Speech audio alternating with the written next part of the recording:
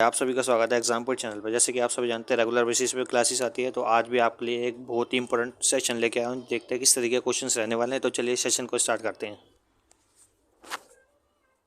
इलाही जिसने स्वीकार किया था उसका नाम था बीरबल। ठीक है, बीरबल का मूल नाम पूछ लेता है, तो बीरबल का मूल नाम भी आपको याद होना चाहिए, महेश दास। ठीक है, इस तरीके से आप याद रखेंगे। ठीक है, अकबर ने क्या किया था, दातिश। दातिश एक ट्रिक है, उसके माध्यम से आप समझेगा। दातिश से 1582 में उसने दास प्रथा का अंत किया। ठीक है, और 1583 में तीर्थ यात्रा स्टार्ट की, और 1584 में उसने क्या किया, जजिया कर को समाप्त किया। ठीक है, इस तरीके से आप इस क्वेश्चन से याद रखेंगे। ठीक है, और जैसे कि मैंने आपको बताया, ये क्वेश्चन जो है हो सकता है इसमें से जितने सारे इंपॉर्टेंट फैक्ट्स हैं उसको देखते हुए चलिएंगे। ठीक है, तो चलिए आगे बढ़ते हैं।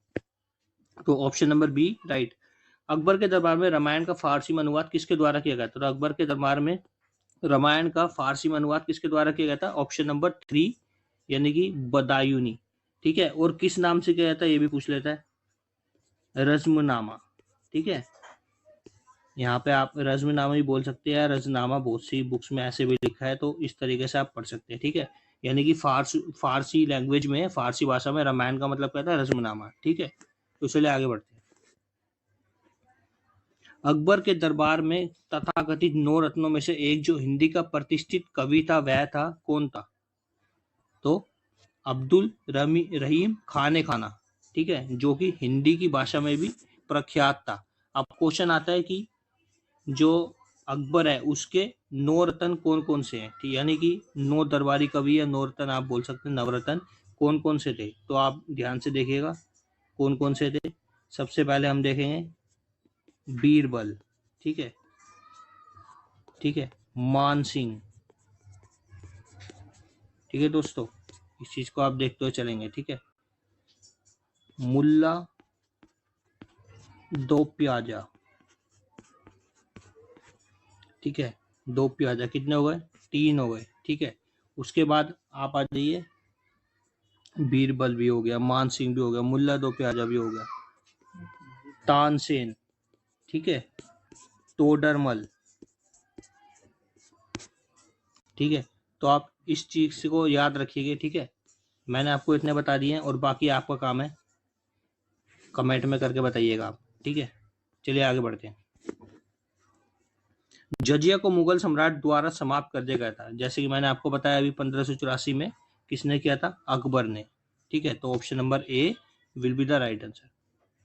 उस्ताद बिस्मिल्लाह खान को भारत के सर्वोच्च नागरिक पुरस्कार भारत रत्न से कब सम्मानित किया गया था? यानी कि दूसरे जो उस्ताद बिस्मिल्लाह खान जी किसके लिए प्रसिद्ध है? वो शहनाई वादक भी बोला जाता है उनको। ठीक है, तो उनको भारत रत्न से कब नवाजा गया था? 2001 में। ठीक है दोस्तों, इतना आप याद रखेंगे। और दूसरा पूछ लेता है एक बार, हरि प्रसाद चौरसिया। ठीक है, तो हरि प्रसाद चौरसिया किसके लिए प्रसिद्ध है? यानी कि वो क्या है? बांसुरी वादक। कौन है वो? बांसुरी वादक। तो इतना आप याद रखेंगे इस क्वेश्चन से। ठीक है दोस्तों, तो option number C will be the right answer. सादीर यानी कि सदीर भी होता है, सादीर भी होता है। सादीर किस नृत्य का प्राचीन रूप है? तो किसका है? तमिलनाडु का। ठीक है, यानी कि उसे वर्तमान समय में किस नाम से जाना जाता है? भरतनाट्यम। ठीक है, भरतनाट्यम का ओल्ड फॉर्म जो है उसे क्या बोलते हैं? सदीर। ठीक है, और आप सभी जानते हैं भारत के शास्त्रीय नृत्य कितने हैं? 8 हैं। ठीक है, कौन कौन से हैं? कुचिपुड़ी। ठीक है, कथकली। ठीक है, कथक। ठीक है, और कौन सा है? भरतनाट्यम, मणिपुरी, ओडिसी, सतरिया, जो कि सबसे न्यू है, जिसे 2010 में जोड़ा गया। ठीक है, सतरिया कहाँ पे होता है? असम के अंदर होता है। ठीक है, रेणुका झील। रेणुका झील निम्नलिखित में से किस में स्थित है? तो रेणुका झील के बारे में पूछा दोस्तों, कहाँ पे? हिमाचल प्रदेश में। ठीक है, अब थोड़ा क्वेश्चन के माध्यम से भी समझ लेते हैं सिक्किम के बारे में। तो सिक्किम में सबसे हाईएस्ट यानी कि टॉप पे सबसे ऊंचाई पर कौन सी झील है? चोलामू, ठीक है, चोलामू लेक यानी कि झील कहाँ पे स्थित है? सिक्किम के अंदर, ठीक है। और राजस्थान की बात आती है, राजस्थान से कौन कौन सी पूछता है आपको याद होनी चाहिए? राजसमंद, ठीक है, जैसमंद, पिछोला, ठीक है, कौन कौन सी पूछ लेता है? पिछोला भी पूछ लेता है, ठीक है। और कौन सी है? सांबर लेक सबसे फेमस, जो कि खारे पानी की लेक है, ठीक है, आपको ये भी याद होनी चाहिए। डिडवाना, ठीक है, इस तरीके से वो पूछ लेता है, तो इतना आपको याद होना चाहिए इस क्वेश्चन से। तो चलिए आगे बढ़ते हैं। ऑप्शन नंबर बी राइट हो जाएगा। गुट निरपेक्ष आंदोलन की स्थापना में शामिल नेता कौन कौन थे? Colonel Nasser, marshal Joseph Tito, Jawaharlal Nehru या फिर तीनों? तो दोस्तों राइट आंसर होगा ऑप्शन नंबर 4 यानी कि ऑप्शन नंबर डी, तीनों शामिल थे, ठीक है। और गुट निरपेक्ष आंदोलन के बारे में आप सभी को पता ही है, आपने पढ़ा होगा पहले। तो गुट निरपेक्ष आंदोलन का मतलब क्या होता है? यानी कि जब शीत युद्ध चल रहा था, यानी कि हथियारों की ओर या महाशक्तियों की ओर बोल सकते हैं आप, ठीक है। एक तरफ सोवियत संघ थी, ठीक है, एक तरफ कौन थी? America, USA. तो दोनों में होड़ तिल लगी हुई थी कि कौन सबसे ज्यादा शक्तिशाली है। इन दोनों से दूर रहना, ठीक है, तो उस चीज को बोलते हैं, क्या बोलते हैं? गुट निरपेक्षता आंदोलन, यानी कि दोनों गुटों से दूरी बनाए रखना, उसी चीज को कहा जाता है गुट निरपेक्षता की नीति। तो option number D will be the right answer. नींद के अध्ययन को क्या कहा जाता है? तो दोस्तों नींद के अध्ययन को क्या कहा जाता है? हिप्नोलॉजी, ठीक है, इतना आप याद रखेंगे। और ये यहाँ लिखा है डेंड्रोलॉजी, सबसे ज्यादा बार क्वेश्चन पूछा गया है डेंड्रोलॉजी का मतलब क्या होता है। तो डेंड्रोलॉजी का मतलब होता है झाड़ियों का अध्ययन, ठीक है, ठीक है। तो इस तरीके से आप याद रखेंगे, ठीक है। झाड़ियों का अध्ययन किसे बोलते हैं? डेंड्रोलॉजी को। जीआई टैग पाने वाला भारतीय उत्पाद कौन सा है? यानी कि सर्वप्रथम किसे मिला था? दार्जिलिंग चाय को मिला था। कब मिला था? 2004 में मिला था, ठीक है, इतना आप याद रखेंगे। MICR का पूर्ण रूप क्या है? यानी कि दोस्तों पूछ रहा था फुल फॉर्म ऑफ MICR, तो कौन सी है? मैग्नेटिक इंक कैरेक्टर रिकॉग्निशन, ठीक है दोस्तों, इतना। तो option number B will be the right answer, यानी कि राइट हो जाएगा मैग्नेटिक इंक कैरेक्टर रिकॉग्निशन, ठीक है। अगला क्वेश्चन है दोस्तों, कैप ऑफ गुड होप के माध्यम से भारत के लिए समुद्री मार्ग की खोज किसने की थी? तो who discovered the sea route to India via cape of good hope? तो किसने की थी दोस्तों? वास्को डिगामा ने। और क्वेश्चन पूछता वास्को डिगामा भारत कब आया था? 1498 में आया था। कहां पर आया था? केरल के कालीकट तट पे आया था, ठीक है। और वहां का जो कालीकट का उस समय एक सम्राट या राजा हुआ करता था, उसका नाम क्या था? जमुरीन, ठीक है। तो जमुरीन ने उसका क्या किया था? स्वागत किया था। तो इतना आप इस क्वेश्चन से याद रखेंगे, ठीक है। तो option number C will be the right answer, ठीक है। और सबसे ऊपर जो नाम लिखा क्रिस्टोफर कोलंबस, इसने किसकी खोज की थी? तो इसने की थी अमेरिका की खोज, ठीक है। तो चलिए आगे बढ़ते हैं। किस संविधान संशोधन द्वारा दिल्ली को राष्ट्रीय राजधानी क्षेत्र का दर्जा दिया गया? तो किसके अकॉर्डिंग दिया गया था? 69वां अमेंडमेंट जो हुआ था उसके तहत दिया गया था। कब हुआ था? 1991 में, ठीक है। और 61 जो लिखा है, 61 कब हुआ था? 1989 में। इसका मतलब क्या है? मत देने की यानी कि वोट डालने की आयु 21 से घटाकर कितनी कर दी गई थी? 18 कर दी गई थी, ठीक है। तो इतना आप याद रखेंगे। और ये 44वां कॉन्स्टिट्यूशनल अमेंडमेंट यानी कि संवैधानिक संशोधन, इसका मतलब क्या है? ये कब हुआ था? 1978 में हुआ था। इसके तहत क्या गया था? संपत्ति के अधिकार को यानी कि राइट टू प्रॉपर्टी को समाप्त कर दिया गया था, ठीक है। और अब एक क्या बन गया? लीगल राइट बन गया, जो कि आर्टिकल 301 के अंतर्गत आता है। तो इतना आप याद रखेंगे क्वेश्चन से। तो option number B will be the right answer. निम्नलिखित में से कौन सा कथन गलत है? यानी कि पूछ रहा है which one of the following statement is incorrect, कि आपको 4 स्टेटमेंट दे रखी है, उसमें से आपको बताना है कि कौन सी गलत है। तो दोस्तों यहाँ हिंदी तो इसकी ट्रांसलेट नहीं है, फिर मैं आपको बता देता हूँ। गोवा गॉट फुल स्टेटहुड इन 1987, यानी कि पूछ रहा है गोवा पूर्ण यानी संपूर्ण राज्य का दर्जा कब दिया गया था? 1987 में दिया गया था, ठीक है। तो ये भी सही है। देव इज यानी कि Diu is a island of gulf of Khambhat, Daman और दीव के बारे में बताया था, ये भी ठीक है, ठीक है। अगला पूछ रहे Daman and Diu is the separated from Goa by the 56th century, 1956, यानी कि ये बिल्कुल गलत हो जाएगा। ठीक है, तो option number third will be the right answer. Dadra and Nagar Haveli were under French colonial rule till 1954। ठीक है, तो ऑप्शन नंबर यहाँ गलत दिखा रहा है दोस्तों, ऑप्शन नंबर सी। ठीक है, तो option number C will be the right answer. ठीक है, इसको मत देखिएगा आप। ठीक है, ये गलत है। भाषाओं के आधार पर राज्यों के गठन के लिए राज्य पुनर्गठन आयोग की स्थापना कब की गई थी? तो कब की गई थी? 1953 में की गई थी। ठीक है, और उस समय जब 1953 के बाद 1953 में भाषाई आधार पर सर्वप्रथम राज्य बना, कब बना? सॉरी, 1956 में। तो कौन सा था?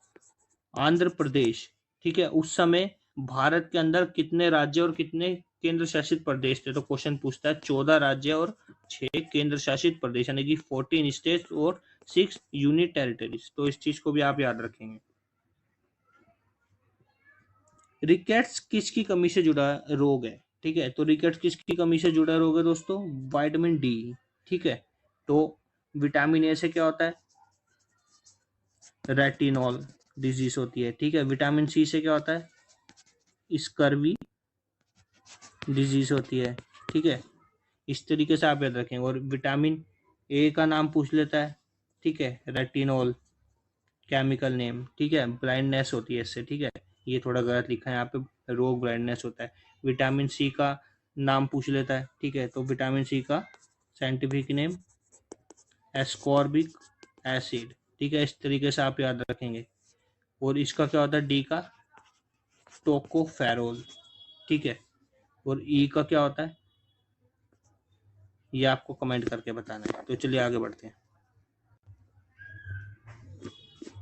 Option number C will be the right answer. गलत ऑप्शन दिखा रहे हैं यहाँ पे, एडिटिंग में प्रॉब्लम है, सॉरी।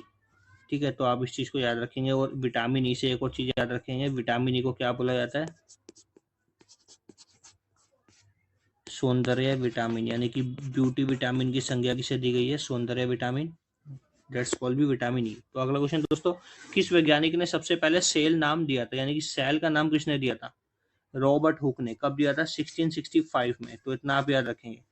और अगला है, जैसे यहाँ लिखा है जे बर्जीलियस। जे बर्जीलियस कौन थे? जिन्होंने प्रोटीन की खोज की थी। कब की थी? 1832 में।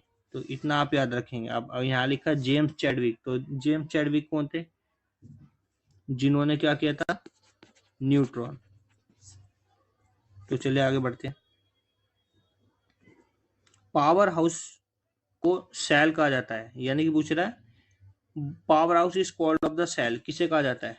तो mitochondria. Mitochondria is called the power house of the cell. ठीक है, और जैसे कि यहाँ लिखा है लाइजोसोम। लाइजोसोम किसे कहा जाता है? सेल की आत्महत्या की थैली जिसे बोला जाता है। ठीक है, इसे बोला जाता है सुसाइडियल बैग ऑफ सेल। ठीक है, किसे बोला जाता है? लाइजोसोम को। तो इस तरीके से आप याद रखेंगे। तो option number B will be the right answer. Saharanpur किसके लिए प्रसिद्ध है? तो सहारनपुर किसके लिए प्रसिद्ध है? वुड क्राफ्टिंग के लिए। जैसे कि आप सभी जानते हैं, ये स्टैटिक जीके के एक क्वेश्चन है। ठीक है, पूछ लेता है बैंगल मेकिंग। ठीक है, फिरोजाबाद।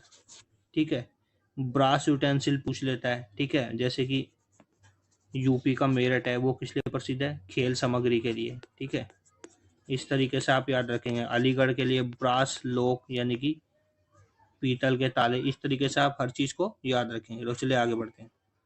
15वें वित्त आयोग के अध्यक्ष कौन है? ठीक है, तो 15वें वित्त आयोग के अध्यक्ष कौन है दोस्तों? एन के सिंह। लेकिन अब ये नहीं है, आप 16वें बन चुके हैं। ठीक है, ये क्वेश्चन थोड़ा ओल्ड है, तो आप इसको ध्यान रखिएगा। जो हाल ही में बने हुए हैं 2023 से 16वें, वो कौन है? अरविंद पनगड़िया। ठीक है, और पूछताछ सबसे पहले कौन थे? सबसे पहले थे केसी नियोगी। ठीक है, 13वें कौन थे और 14वें कौन थे और 15वें कौन थे? तो ये भी आपको पता होना चाहिए। 13वें कौन थे? विजय केलकर। और 14वें कौन थे? YV रेड्डी। ठीक है, और 15वें आपको मैंने बता ही दिए कौन है? एन के सिंह। तो इस तरीके से आप याद रखेंगे। किसके शासनकाल में दूसरी बौद्ध परिषद हुई थी? तो बौद्ध परिषद किसके शासनकाल में हुई थी दूसरी, आपको ये बताना है। तो पहली किसके में हुई थी? अजातशत्रु के में हुई थी, दूसरी कालाशोक के में, और तीसरी अशोक, ठीक है, अशोक, और चौथी किसके में हुई थी? कनिष्क के, ठीक है। और एक चीज को आप याद रखें, कनिष्क को किस और नाम से भी जाना जाता है? कुड़िक के नाम से भी जाना जाता है। अजातशत्रु को क्या कहा जाता है? अमित्र घात, ठीक है। तो इस तरीके से आप रखें। तो कौन सा ऑप्शन राइट हो जाएगा? दूसरी बौद्ध संकरी, कालाशोक, ठीक है। तो चलिए आगे बढ़ते हैं। दीनपना नगर एक नए शहर की स्थापना किसने की? तो किसने की थी? हुमायूं ने की थी। हुमायूं का टाइम पीरियड पूछ लेता है आपसे, याद होना चाहिए। 1530 से 1540, फिर 1555 से 1565, 2 बार बना था, ठीक है। इस तरीके से आपको याद होना चाहिए। और क्वेश्चन बनता है दीनपना नगर जो है हाल ही में दीनपना नगर की जगह क्या बसाया गया है, मतलब कि इस टाइम दीनपना नगर पे क्या स्थित है? तो इस जगह पे क्या स्थित है? पुराना किला जिसे बोलते हैं आप, ठीक है। क्या बोलते हैं? पुराना किला जहाँ पे स्थित है इस टाइम, उस समय वहां पर क्या था? एक दीनपना नगर, ठीक है। और हुमायूं के बारे में पूछता है, ठीक है। तो हुमायूं से पहले हुमायूं के पिताजी कौन थे? बाबर। बाबर के 4 पुत्र कौन थे? कामरान, हिंदाल, अस्कन और हुमायूं। तो सबसे वेल फेमस बोल सकते हैं आप, या जो युद्ध में विद्वान हो, ठीक है, महायोद्धा जिसे बोल सकते हैं, अलमाइटी बोल सकते हैं आप, ठीक है। तो कौन था? हुमायूं। तो इसलिए गद्दी पे इसे बिठाया गया था। तो चलिए आगे बढ़ते हैं। भारत किस देश के साथ सबसे लंबी सीमा साझा करता है? तो सबसे लंबी सीमा बांग्लादेश के साथ करता है। कितनी करता है? 4,96.7 किलोमीटर। और सबसे कम किसके साथ करता है? अफगानिस्तान के साथ। कितनी करता है? 106 किलोमीटर। तो इतना आपको याद होना चाहिए। लक्षद्वीप और मिनिकॉय के बीच कितनी डिग्री चैनल गुजरता है? यानी कि लक्षद्वीप और मिनिकॉय जो है वो कितनी डिग्री चैनल से आपस में विभाजित होते हैं, ठीक है। तो किससे होते हैं? 8 डिग्री चैनल से। अब क्वेश्चन पूछता है 7 डिग्री चैनल से भी। तो 7 डिग्री चैनल किस किस के लिए है? मालदीव्स वर्सेस मिनिकॉय, ठीक है। ये भी आपको याद होना चाहिए, ठीक है। और 10 डिग्री चैनल किससे होता है? अंडमान और निकोबार, ठीक है। और बचा 9 डिग्री चैनल, ठीक है, ये किससे होता है? ये आपको बताना है कमेंट करके, ठीक है। तो आगे बढ़ते हैं। मृदा के अध्ययन को क्या कहते हैं? तो मृदा के अध्ययन को क्या कहते हैं दोस्तों? पेडोलॉजी। तो इसी के साथ हमारी वीडियो खत्म होती है। यदि आपको अच्छी लगे तो please like, share and subscribe करना ना भूलें।